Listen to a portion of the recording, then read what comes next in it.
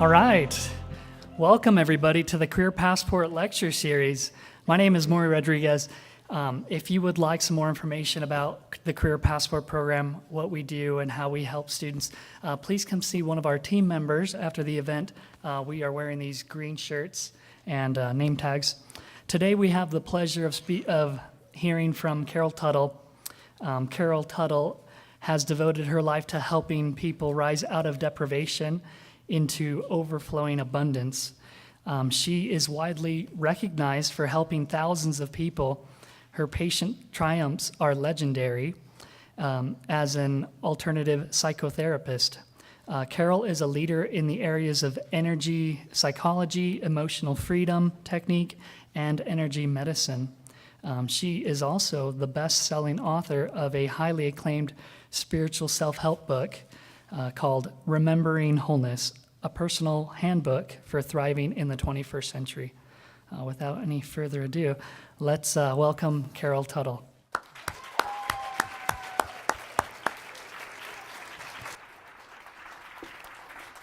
Thank you. Thank you. I'm curious. It helps me to have a feel for who's heard of me. Raise your hands. Well, we're getting out there. It's good to see. Thank you. I am Carol Tuttle. I started my I'm going to start with how I got to what I'm doing now. My background, I went to BYU from 1976 to 1980. This school didn't exist as it is now. It was this tiny little spot over, I think it was the tech center at the time. It was very small. And it was very much, and it still may, does it still have the reputation? I'm sorry you didn't get into BYU. But I still wanted to live in Provo. No, the good news is this is changing here. You're changing the reputation here. But that is kind of the history, that there were people that wanted to come from other parts of the world and live in this culture that had a preference for the community here, and this kind of birthed the school. And now it's becoming its own entity and its own recognized, credible body, a great institution of education. So it's been exciting for me to be a witness of that over the years, to see this institution grow and develop to be such a valuable place of learning. And so my background is a BYU student, and at the time, my current business is an online business. I have an online marketing business. I have become an online celebrity. So I'm recognized by literally millions of people in the world through the internet. And at the time, when you think about it, did I have any plans for my current career when I was in college? Well, I couldn't, because there was no internet. It did not exist. Email did not exist. Smartphones did not, we had in our apartments, the phone hung on the wall, and we dialed it up. And the internet really became it's on. I'll let it. Sorry. Okay, try to speak. Okay. Is that better? So I entered, at the time too, it's very interesting. I watched I was born in 1957.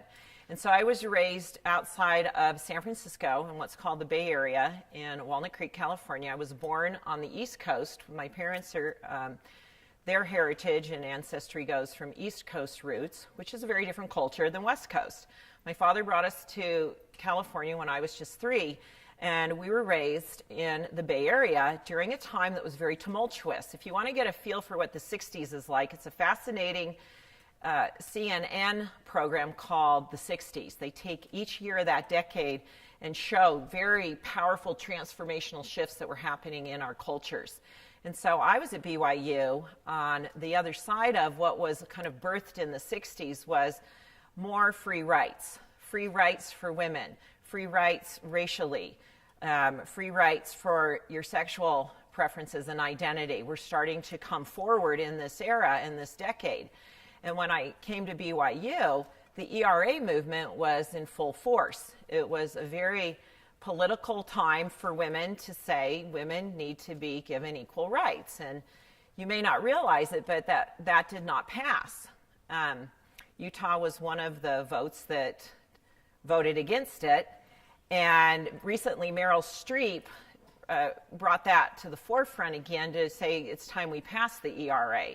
And I don't know if there's any momentum on that, or I haven't followed that politically, what's happening with that. But being at BYU, when there was a messaging and a big push to give women more rights, there's always this counter move kind of in cultures that are this influenced by different religious factors because of the concentration of what you experience here. And there was a big counter message that women need to stay at home and stay in, not pursue professional activities. That was really presented strongly.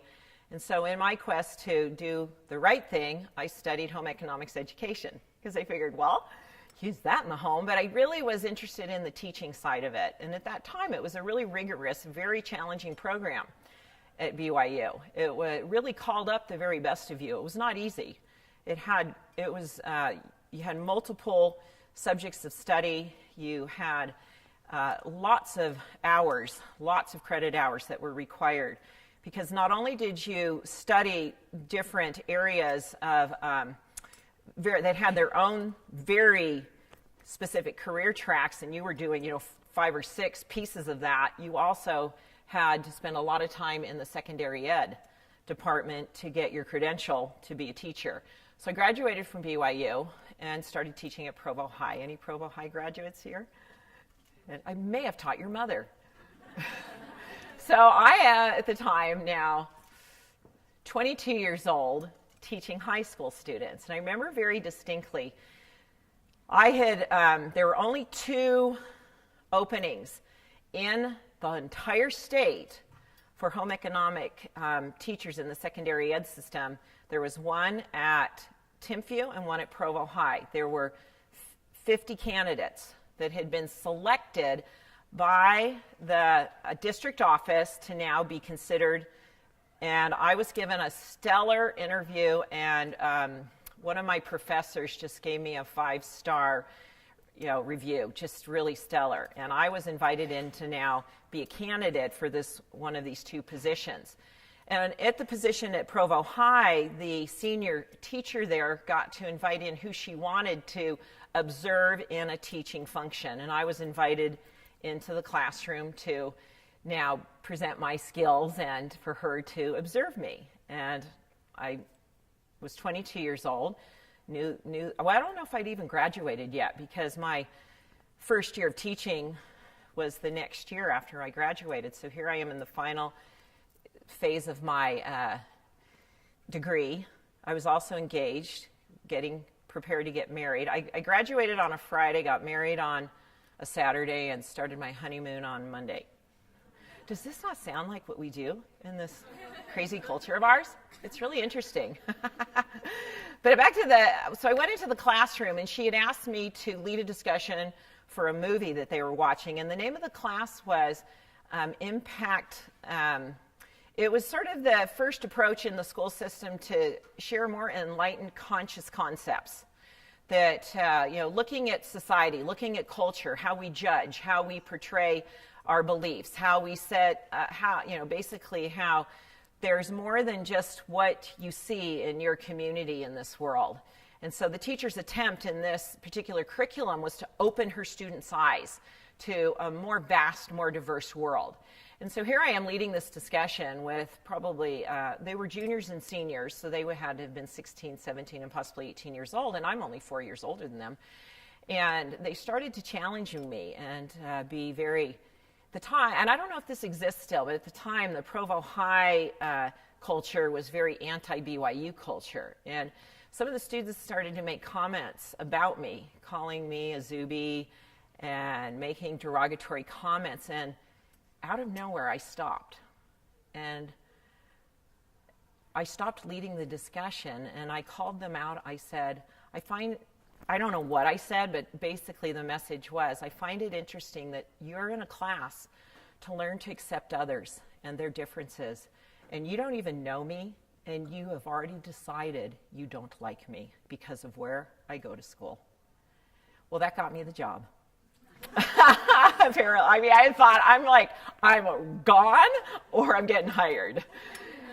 But I spoke true for what was me at the time, and that's what's interesting is I did not know that the future what lied ahead was a lot of opportunities to speak my truth and to lead with my story and to share my own personal challenge and personal triumph.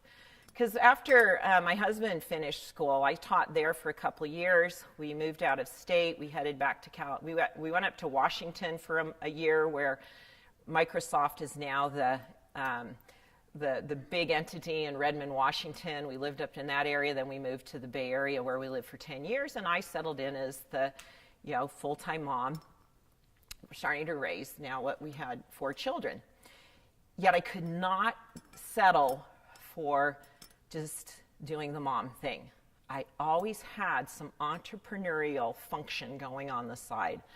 I would do custom sewing. I had a wood cutting business for a few years. This is before, this is when crafts were started. This is in the 80s when crafts and craft projects started to really get the forefront, kind of the days before Jolene's and Hobby Lobby and all that. It was hard to find things. And so I had this massive bandsaw in my garage, and I would sell different kits of different crafty little wood things that would go on wreaths, make holiday decorations. And I'd be out there, I'd hire I started getting inside help when my children were quite young, where I hired, at the time I just call it a mother's helper. I'd find a really responsible 13-year-old, and they'd work for me 10 hours a week. And I'd go out in the garage and just, and I'd have wood piled to here. I mean, my children laugh at me because they've seen me do all these things through the years, and I had this entrepreneurial quality that actually is very much from my family of origin. My father's a very successful entrepreneur. For those of you that you may recognize these brands, he invented grabber screws and was the one that brought grabber hand warmers to the market here in the USA in the 70s. That particular technology he was introduced to in Japan, and the warming, those warming packs he brought. He got the North American rights to brand it under grabber with the Japanese manufacturer, and he introduced that. And so I was raised in a business, not a family. I remember asking my parents, can you just not talk about business tonight at dinner? Because they always talked business. My father was a workaholic. He paid a lot of price emotionally and mentally with not leading a very balanced life. He didn't seek to balance his life. He really just lived for his business. And I take the good from that. I take what I was blessed with, what he shared with me, and what example he was to me to be willing to take risks. And so when we got to Utah, we actually moved to Utah out of sort of a need of survival. The wear and tear of being raised in a very dysfunctional household with a very emotionally and mentally imbalanced father, and a mother that wasn't capable of kind of confronting that just sort of tried to manage it and taught us to accept it. My life was falling apart. It was chronic. I was severely depressed, suicidal. My own mental health and emotional issues were starting to present. Didn't know, what I know now. Now that I'm on the other side of that, I get what happened. But at the time, I was in survival mode. I was desperate, and I was falling apart. I couldn't even manage my family, just from sunrise to sunset. It was difficult getting out of bed, to let alone manage 4 children so young, and to be so vulnerable emotionally and mentally. And I knew I was devastating them. I knew I was hurting them. I had enough awareness to know this is not healthy and it's not acceptable. And I felt captured by it. So I went into psychotherapy. All I knew to do at the time, this is 1989, I started seeing a psychologist. And I got actually into a 12-step group. And it's very interesting because I do have I am a member of the LDS faith. I don't think I'm very much my own person, but I've been a pioneer on a lot of ways that's gotten me called in a lot of times. But I think I'm done. I think I'm selling makeup now, so I'm not a threat. But I remember 12-step work was very new. It was a very new concept to be open about your toxicity, to talk about your family issues. My generation came from the era as you keep it behind closed doors and you just show the world you're fine. And yet that was hurting us in our family systems. John Bradshaw was one of the first to bring this forward, was one of my mentors, and he was the Carol Tuttle in my life, in the fact that I've been able to help a lot of people find healing and change their lives for the better. He was that to me, because he started to recognize the toxicity in families without necessarily blaming, but saying we've got to change our ways and we have to be honest. We have to start talking about it in order to heal it. And so in our 12-step group, that's what we were doing. And I knew I was like in the process of sort of making some local leadership very uncomfortable. I knew I was just ahead of the curve. I knew I was a good 10 years before the fact this would be integrated, in many spaces to become a functional part of healing. And so that's been a big part of my career, is to do things before it became mainstream. And to get on a path that was, really cutting the path for others to now go down. And so after 2.5 years of psychotherapy and kind of going, all right, I grew up in a really messy family and I'm really messed up, so what do I do about that? It's kind of like, at least you get to a place of acceptance, but you're still very wounded by the whole. You're the byproduct of this, still very wounded. And at the time, the mental health world didn't even recognize depression openly. In 1990, that was still very undercover. So it wasn't even like being offered meds. It wasn't like, well, take this and, I'm sorry, that's all we can do for you. It was basically what you were taught in psychotherapy was how to manage the damage. Like the side effects that you're dealing with, we're going to give you coping skills. I didn't accept that, though, as the solution, because I knew I could heal. I didn't know how, but I knew healing was possible. And what that looked like is I can become a person that's able to live a life as if I came from a very loving, very kind, very nurturing family that I was honored in. But I'm going to have to take that upon myself to make that happen. Somehow I knew that, and I took upon myself that task. And so in 1991, as I was very prayerfully asking for help to resolve this, to start that, to really heal, I was led to energy therapy. And it was like, you've got to be kidding me, because nobody does this, and what is it? And this is really weird.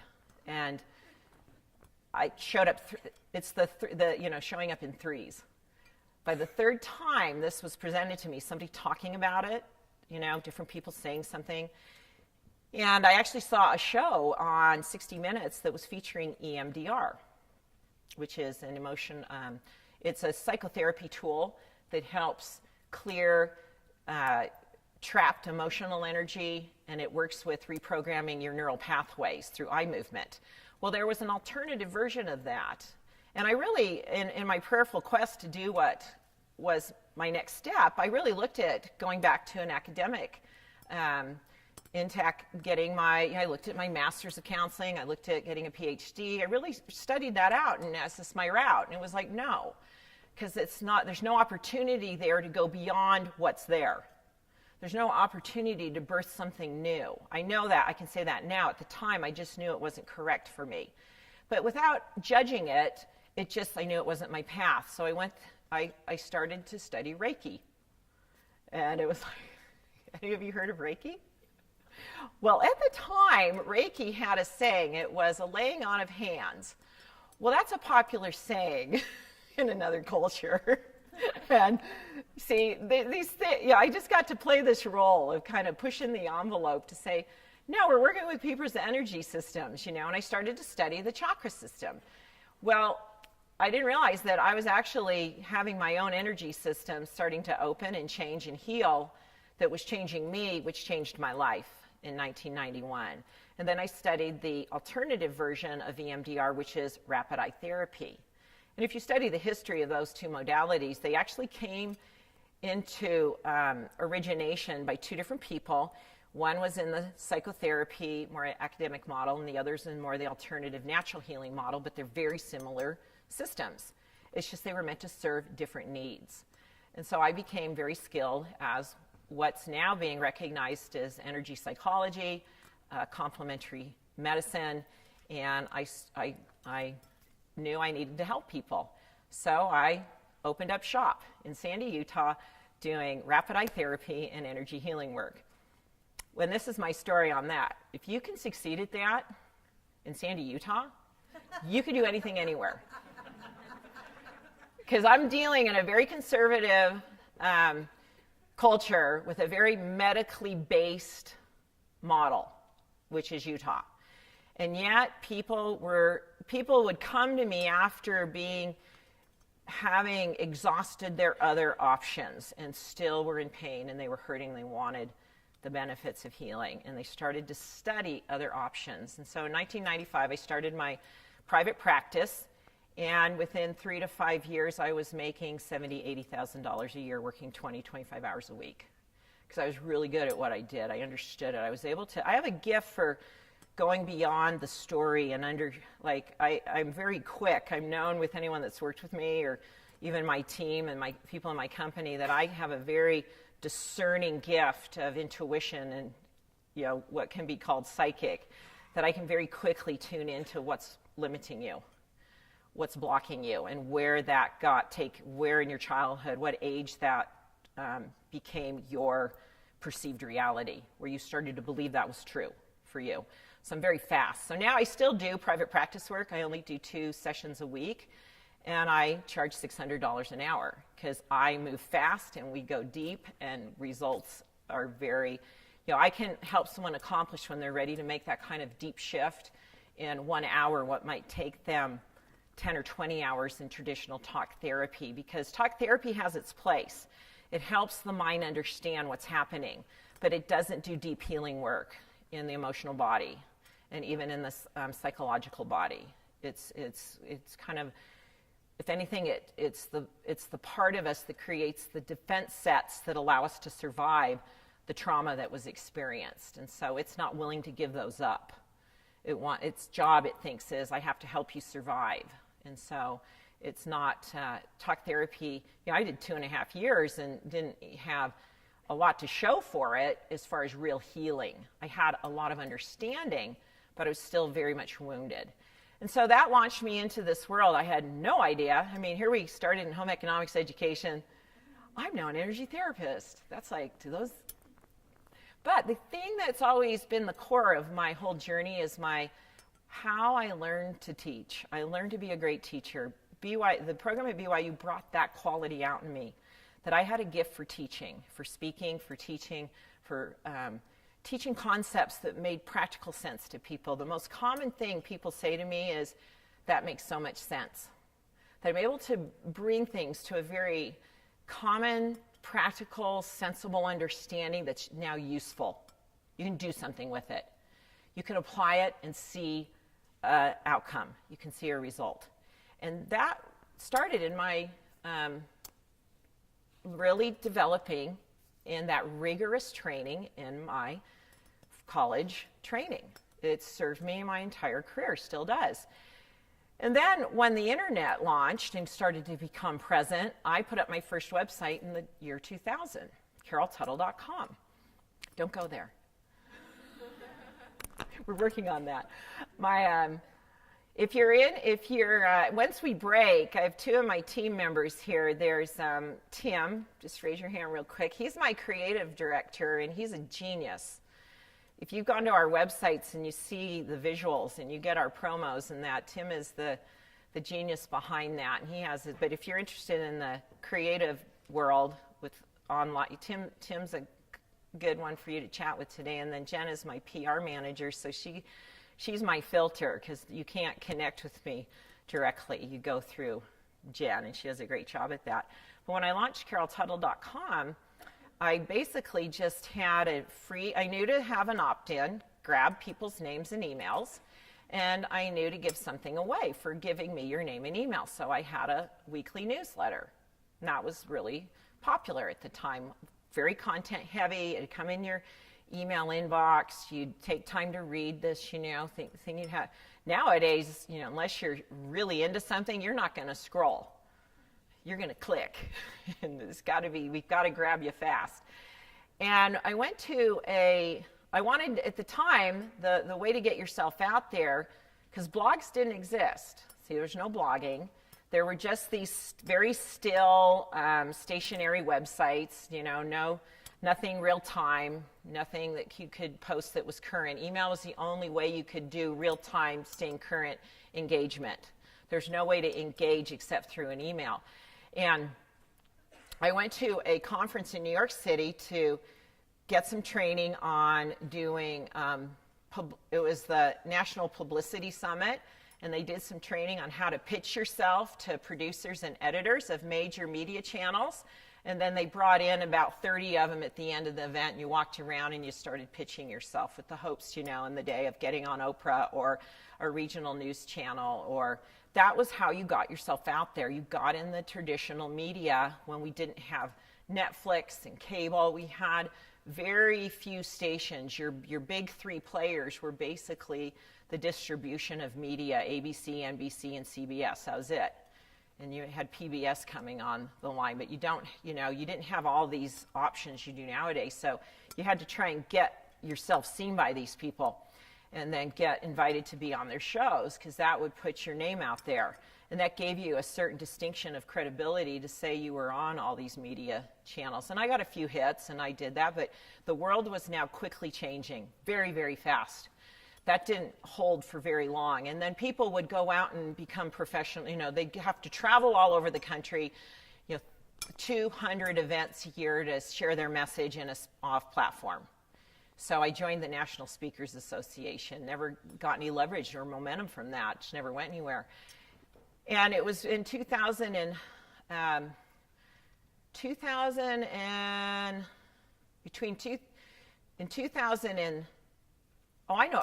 what happened. This was a key pivotal place in my career. So I went and learned about how to pitch yourself, but there was a guest speaker by the name of Yannick Silver, who at the time was one of the most leading teachers in internet marketing space online. And he was pitching these, buy my 10-week course, instant internet profits, you'll get a 2-hour consultation with me, and he charged like $2,000 for it, and he said, I've got 15 slots, I'll take 15 students. And I watched this guy make $30,000 in 20 minutes. And I went, I got to learn from him. And I also knew there were two things in my private practice. I was not interested in curating my income by having to always physically be there. That I wanted to create a stream of residual income. I wasn't thinking big company. I wasn't thinking employees. I was still a sole proprietor. My husband did some books for me. I had maybe 1 or 2 people helping me. I've hired every one of my children in that early phase for different functions. Everything was getting shipped out of the basement, and we were very much home-based at that time, and I wasn't even thinking larger company. I was just thinking, how can I free myself up and still make money and make a difference? And so I was now taking his internet course. I started to I started to create products. It was the days of the audio came through CDs and DVDs. I went to Dave's Health and Nutrition multiple times and did free seminars. I mic'd myself with an MP3 device and I recorded it. And then I produced my first, if you go to caroltuttle.com, you'll actually still find those. I produced my first multimedia products and started selling them along with my book, Remembering Wholeness, which was published. The original publication was 2000. The current edition is a 2003 edition, but I started to put product on my site. By 2000 and within 3 years, I was a sole proprietor with a few employees. I did $1.3 million online because I knew, I just had a sense for, and I was a leader in a space, I had no competition. Nobody else in my world was teaching consciousness, was teaching natural healing. Nobody else had gotten online. I was one of the first to really set up shop online as an online marketing company. And I started to go to these online marketing seminars every year. I would sit in these and think, I had a web designer at the time, and for what her talent was, what my needs were, it worked out. But I had visions of, I'm now realizing what I for years knew was possible.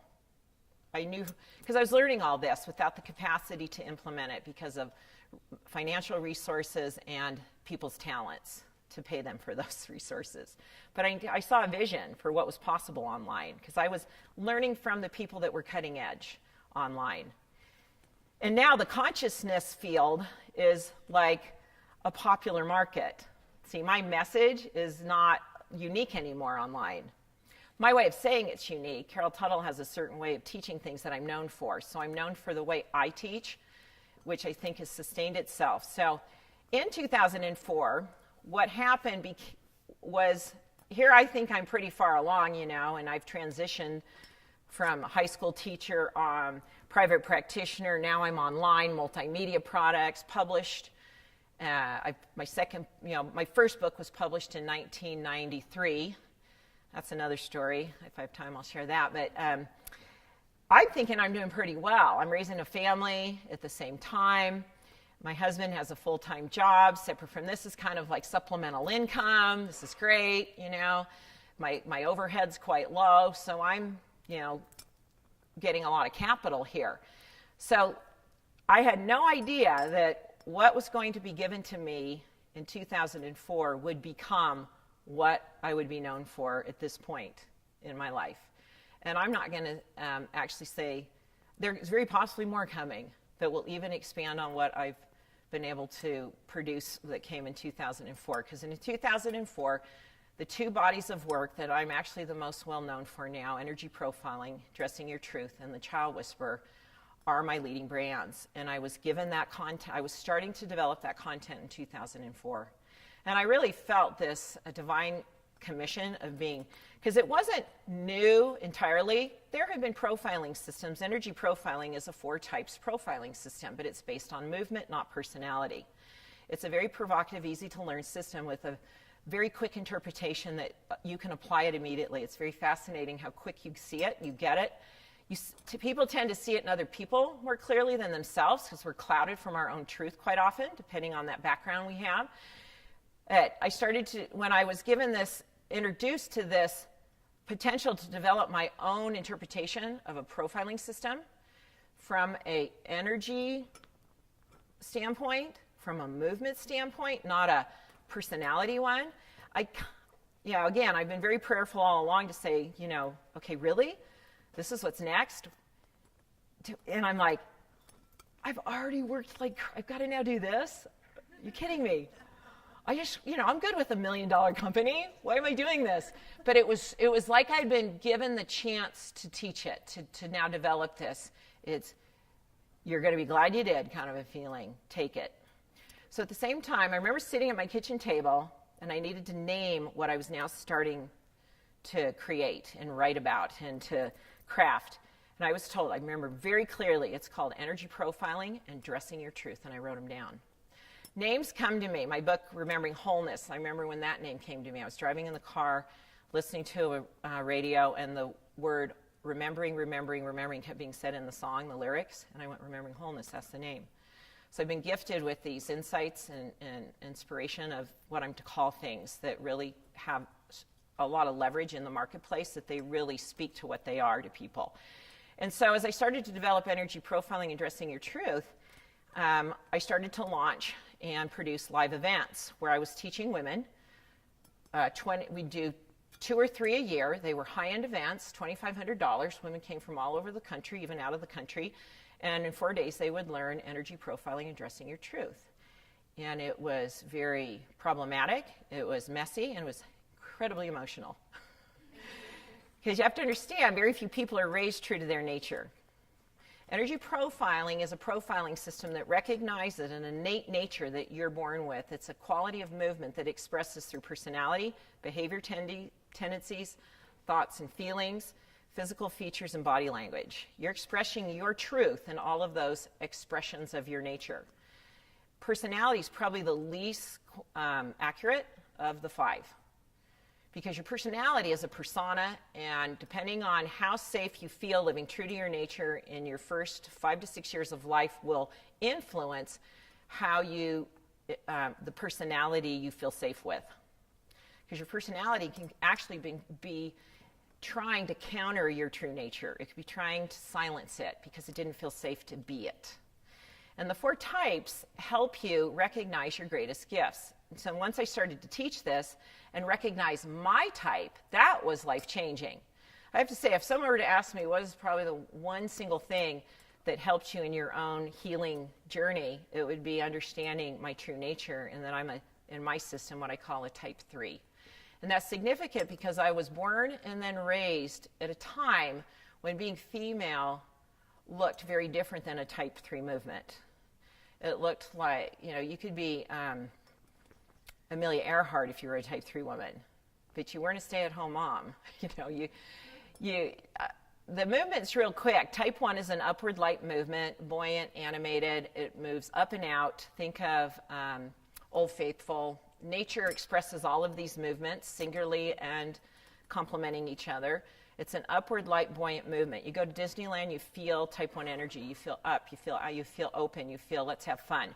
The energy the adjectives we use are fun, playful, happy.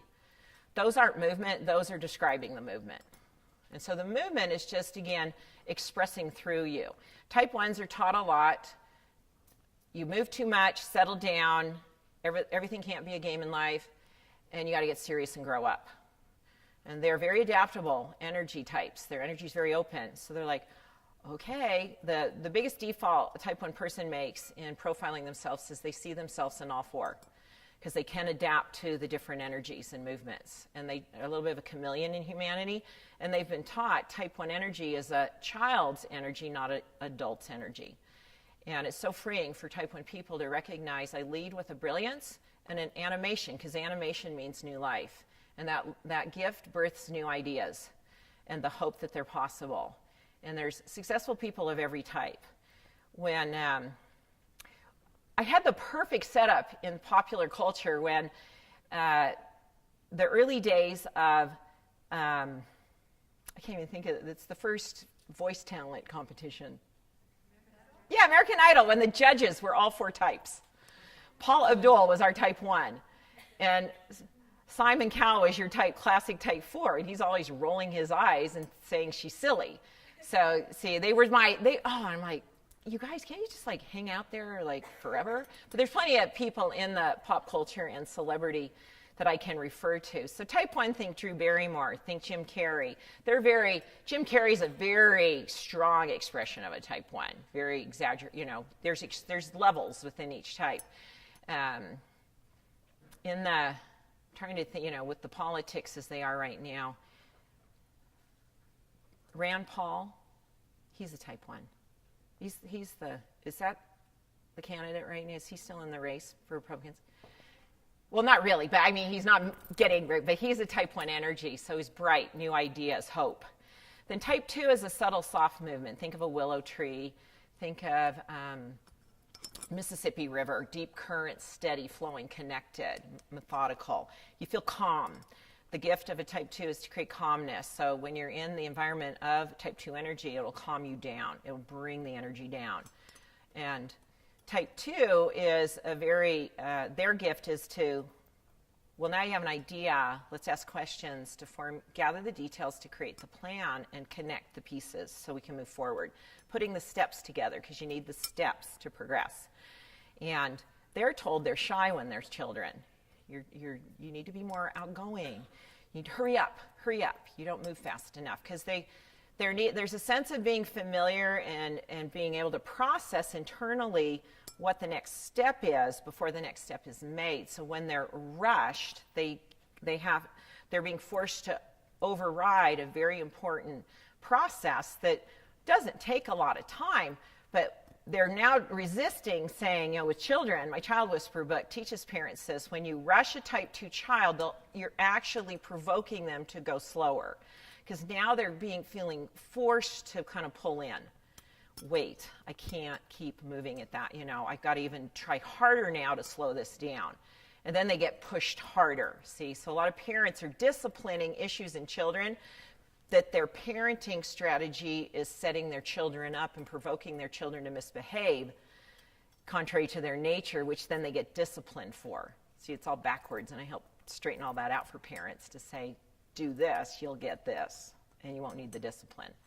And in the type 2 world, two of the most prominent, three very recognizable men that are highly successful are Warren Buffett, Mark Zuckerberg, and Bill Gates. They're all type 2s. And they all have messages behind the work that they do. Like, Mark Zuckerberg, he wanted to connect the people of the world, Very type 2 motive, very type 2 natural energy. And the key is when you're living true to your nature, you will succeed. Because your energy will draw to you that which will support your success. It comes from you first, and you manifest it into your experience. Then type 3, which is my energy, is a push forward, very dynamic, more abrupt movement with, think Niagara Falls. Think a faucet turning on to fill a tub. There's a force, there's a purpose, there's a result, an action that creates a reaction. And that was not perceived in my early years as the feminine. What is feminine? Feminine would have been depicted as type 2 or type 1. And masculine was depicted as type 3 or type 4. And I'm a 3-4, and my husband's a 2-1. So we were messed up for years. I was telling him to be me, and he was telling me to be him, and we were confused and had tremendous stress in our marriage, and this straightened a lot of things out. Because culturally, we were trying to do the right thing again. Do what's right, and you'll be happy. And, that got blown out of my belief system by 1990, as I was far from happy at in those early years. But type 3 is moving. The gift is to get things moving, creating action to create result. Type 3s will actually look at the result first to then put together the action steps. We're known to write it down just after we've done it, so we give ourselves credit that we did it. We're like, yeah, look what I did. Type 3 children are often called defiant. Type 3 women are often called pushy. Because, again, there's this cultural perception that gets overlaid and projected on that we still play off of who we are. And those are really getting opened very, very powerfully in our communities these days to say we've been given more freedom to be our truth than to be a gender reference. We're being really birthed to our own identity, which is very exciting. And the type 3 energy is, again, it can seem to take over, and so parents struggle with trying to contain this energy rather than direct it within the appropriate use of it in the age of the child. So, because when you push a type 3, they naturally push back. That's just the action-reaction quality. And so in that, type 3 children are given a course to express their energy in rather than a containment of their energy, which is very powerful because they'll eventually go around a parent and just dismiss interacting or they'll just bypass the parent. And I actually did that. I had a type 2 mother, and I got to a place by the time I was 12 and 13 into my teens that I never then would go because she'd get all nervous, and she was a speed bump in my life, so I would navigate around her and inform her after the fact of what I was doing. By the way, I'm doing this. Like I enrolled I wanted to become a swim lifeguard because I wanted to get paid to get a tan, because in my time, that was fashionable to be tan. It was the Dean Martin day tan. Nowadays, it's like completely switched, but I wanted to get paid to get a tan. So I enrolled in a life-saving course to become a lifeguard when I was 15, and I did all that on my own and then informed my mom she needed to drive me to the first class because I didn't want to be told no. I knew what I wanted to do. And so that's what I teach parents of type 3 children. Get behind. How many times can you say yes by guiding their interest and pursuit and what they want to take on in life? Then type 4 goes into a very structured energy, a more still, not in personal activity day to day, but a stillness that's held within, a steadiness, a balance.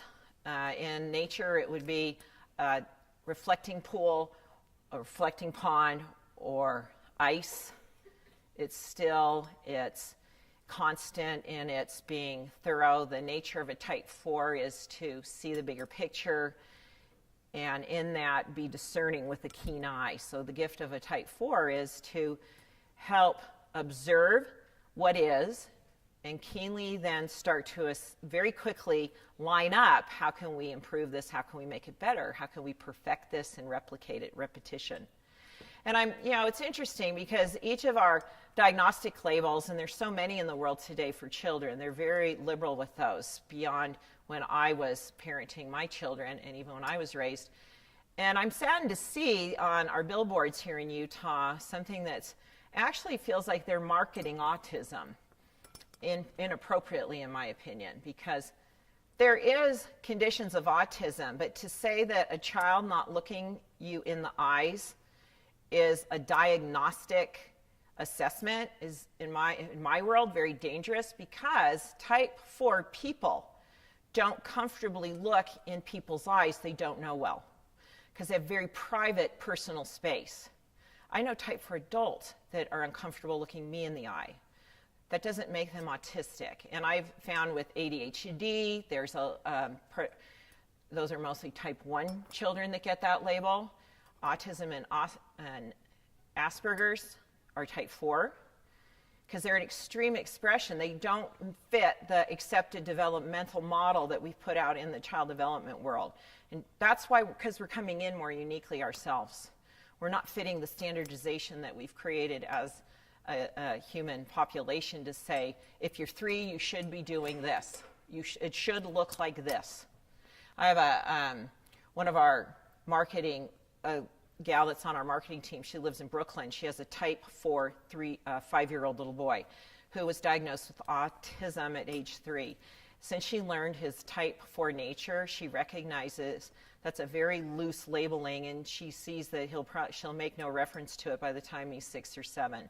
Because that came because he did not have a preference for socializing with other children easily, which I know type 4 adults that would rather go to their room for 2 hours and read their book than go hang out with their friends. That doesn't make you you don't have a disability. And that's why I love energy profiling. It sheds new light on the fact that we are not a one-size-fits-all human nature. We have very unique natures. We have basically, there's 4 sizes that fit all. And you might question that and go, how can people really even be reduced to 4 categories? But in the system of energy profiling, recognize that I am helping you assess general expressions of people, not the application of those movements. People do a vast variety of things with their natural self. So we're looking at something much broader and much more, it can assess the whole of humanity because it's a general expression within a human being, and it exists in every country. In fact, certain cultures have, like type 4 is very strong in Japan.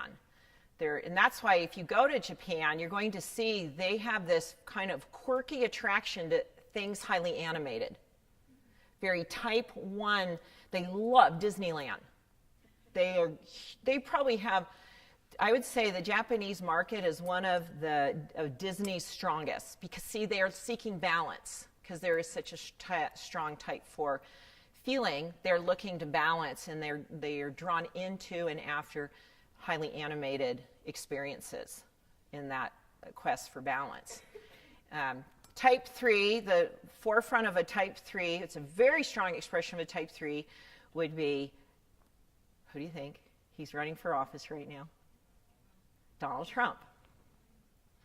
And see, I appreciate him through that lens. I know what motivates that. I know where that comes from. And if you were to hear my 5-year-old type 3 grandson and how he talks and how amazing he thinks he is, it doesn't sound any different than Donald Trump. But isn't that interesting that we find it cute in a 5-year-old, but we think it's obnoxious in an adult? I find that fascinating that somehow we all reduce ourselves to saying, we call it bragging, we call it self-centered, but in 5-year-olds, we admire it and say, that child has confidence. But when you're 50, you're suddenly egotistical. But the same references are being made by these 2 type 3 males. One's 5 and whatever, 50, whatever. So with that, I've got some books I'm I appreciate the attention you've given me today. I was warned that you'd all be leaving 10 minutes before I'd be finished, but I've captured your attention because I want you to know about you. So we brought a limited amount of books that we're going to actually gift to the first 30 recipients with one request. And if you really, really want one, we will write up a little something on paper and you can drop by our store in Lehigh. We have one physical store on the planet. We probably will never have more than that. And I have a clothing line now, makeup line, hair care, because in the Dressing Your Truth world, once you learn your type, I teach you how to put together personal style that expresses your truth. So it's kind of like your inner beauty now can be expressed in your outer beauty, and we have a men's course and a women's course, and so I now have a company where we are a content company, we are a merchandising company, we have our own shipping and fulfillment. We're going to probably reach close to 5 million this year. I have over 200,000 followers on Facebook and over 500,000 women that have follow me through email. And because of my outreach online, I've become an online celebrity to people because I have over 800 YouTube videos. So you can find me very easily online, and when you've made a difference in someone's life and they viewed you in that medium, they now recognize you in a certain way, which I'm very honored by. I'll end with this, and then if you have a couple questions I can answer them. But about 5 years ago, when the celebrity side of it started to happen, and people would start, I feel like I'm meeting a celebrity, and they get very nervous around me and just excited to meet me, and I thought, wow, I'm not used to the whole Disney princess experience here. And that I'd even have 5-year-olds want to meet me and children, and I was kind of countering it, I don't want to be known for that. I don't want to be known. And the Spirit spoke to me in that moment and said, Carol, they see you favorably. Be gracious and express gratitude for their view of you. But it's a big deal. They want to meet you, and don't change that. They want to meet you in this role. So go with it. And I just learned that I need to learn. I really want to maintain that that's not something that I need, but an opportunity in which I get to serve. And that's really what drives me. I have a lot of people that help me. I have 45 employees now that help me with the mechanics of running a day-to-day business, so I can stay true to what Carol Tuttle's here to do, and that is share a message that I hope will bless your life. And that's why I do it. And I'm okay getting paid for it at the same time, which I'm type 3. We always have that piece. So any quick questions before we wrap up? Where is the Lehigh store? Just north of Thanksgiving Point. We're on the frontage road. You actually see us from the freeway right before you hit the point of the mountain. It's on the west side. It says Dressing Your Truth Store and Salon, and our corporate offices are there as well. But if you want to go through our free online course, go to dressingyourtruth.com/free course. And for the men, it's dytmen.com. We have about 20,000 people to our websites today right now, and we continue to grow in our traffic and momentum. So go to and childwhisper.com is the body of work with the parenting. Yeah, I'm trying to understand secondary types.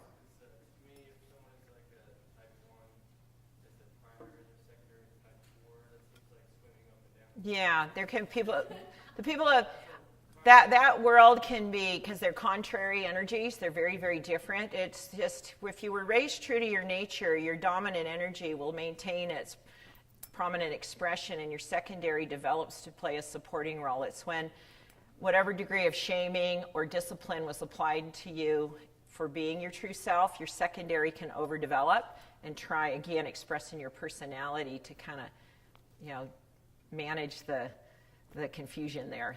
It's not safe to really be me with the messages that have been sent. Because as I observe I have 8 grandchildren, and they're true to, I tell my oldest daughter she has 4 boys, 1 of each type. 4, 3, 2, 1. Birth order, 4, 3, 2, 1. And I said, Jenny, you just created my laboratory. for the male species. And then I jokingly said to her, I know, you sit him down before I come and say, now pretend, act this way. Grandma thinks she's on to something. They are textbook. It's amazing. I'm like, we are truly born being who we are, because it's expressing from the very origin of you. It's expressing in utero. All of my daughters and daughters-in-law have successfully profiled their children before they were born, because they know the movement. They understand it. One last question. What are some of the biggest transformations you've seen after helping somebody just discover? Well, as far as transformations, we don't pitch ourselves to be, you'll heal your arthritis. See, when you're energetically living a compromised state of self and your energy's out of balance, that creates imbalance in the things that we diagnose. It creates imbalance. There's 3 areas we create struggle: relationships, money, and health. And I tuned into that in the 90s when I started to do one-on-one work with people to go, wow, everybody's got all 3, some part of all of these, or one very predominantly, with their own unique story, but the core issues are the same. So what you see is people, once your energy becomes aligned with your own truth, depending what's causing the most distress or imbalance, that starts to change. So I could tell you all kinds of stories. Just go on. We'll feature women on our Facebook page, Dressing Your Truth Facebook page, with their stories quite often. And I hear all kinds of just remarkable things that are happening for people that are changing. Because once your energy is aligned, your life aligns. That's why it's such a profound body of work, because it's really a shift in consciousness that creates this profound shift in life. Because you now see yourself more accurately, and you allow your truth to now be what it is. Well, thank you so much. I'm going to be here if you want to grab a book, get a photo. I can sign a copy, and then if we run out and you're really interested, we can take care of that as well. Give you a note to get a book at the store. We'll tell our staff that we've done that here. All right. Well, we just wanted to express our gratitude to Carol. What an incredible opportunity to have her on campus. I know all of you guys took something from this. This has been just an incredible presentation. We wanted to present Carol with just a small token of our gratitude. Thank you. Let's go ahead and give her another round of applause. Thank you.